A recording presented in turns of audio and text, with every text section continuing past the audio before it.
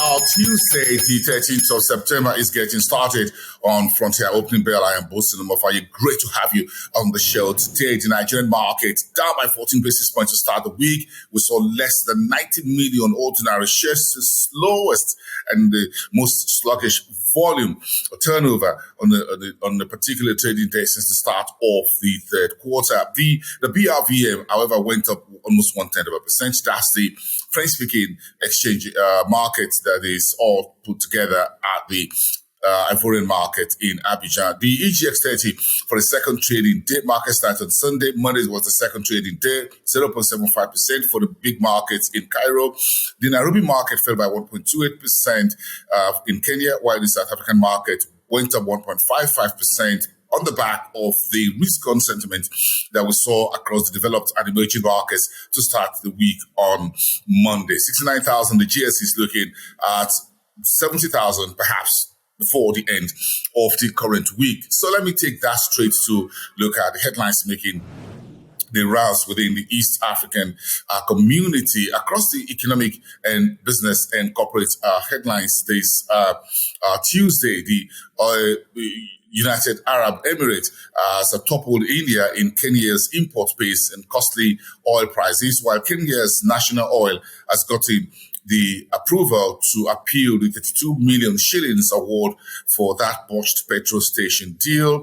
The DRC has pledged to pay the dues for the East African community since he was admitted into the East African community bloc a few months ago and cement his role as a big name within the East African community. And a week of inflation report is here starting from today. A number of African economies will be reporting their August inflation numbers. Nigeria's inflation data is expected between Wednesday and Thursday. We'll keep an eye on that. A few other jurisdictions will also be reporting, and we've got all of that covered for you here as soon as those numbers come through. Let's step into West Africa, where Nigeria is moving forward on the issue of climate adaptation ahead of COP27 summit in Sharm el-Sheikh in Egypt.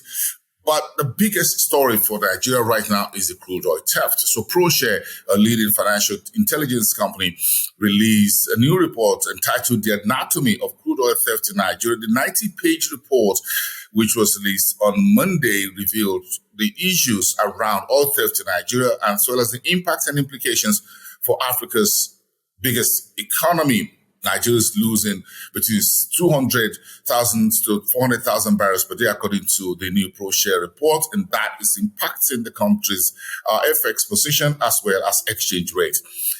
One of the presidential candidates on the platform of the People's Democratic Party contesting for 2023 general elections, Atiku Abubakar, former vice president, will today unveil his 5-development agenda at a major business and economic conference in Lagos, Nigeria's financial capital.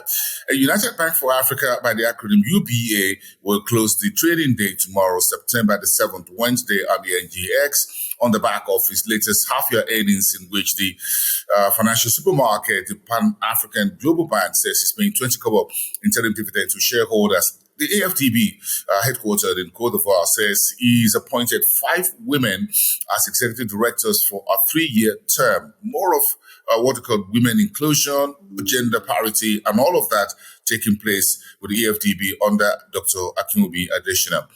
And 2 banks, Coris Bank and Orabank, both listed on the BRVM, have upset the list of the top 10 banks within the French-speaking West African region. You can check out the rest of that particular list. Let me go straight to Southern Africa. Of course, the Eskom is still trying to find its way around the big utility around the load shedding, and the bad news is that the company's CEO, the Chief Operating Officer, says all the maintenance work being done are not yielding results. So it's going to be a rolling power outages in Africa's most advanced economy and the second largest. Namibia will be, it's positioning itself by the year 2024 to be the first country in Africa to produce hydrogen power plants and bring on electricity. Namibia is moving furiously in Southern Africa to achieve that objective. And the deadline is just about 2 years from now. South Africa has approved Heineken's takeover of Distel, with conditions, however, to ensure there is fair competition within the beer and spirit markets in South Africa. And Malawi is looking to raise $50 million because fuel crisis is worsening, cost of subsidy is there, oil prices now trending around $90 a barrel for the London Brent, around 88 early today for the US West Texas Intermediate. All right, I'm going straight to North Africa.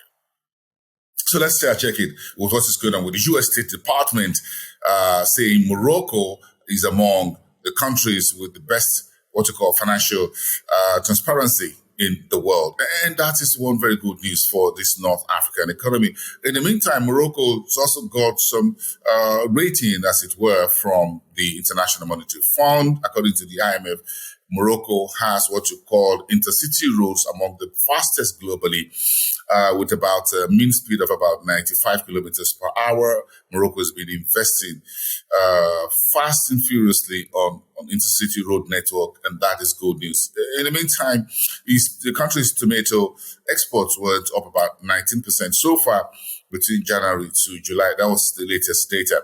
And Egypt's Minister of Finance and the Ambassador of South Korea have sat down together to discuss economic and bilateral relations between the North African biggest economy and South Korea in around the South Pacific. That's the big stories today on Frontier Opening Bell. I am Bosun Amafai. I'll see you next time. Have a great day, everyone, and have yourself a great time.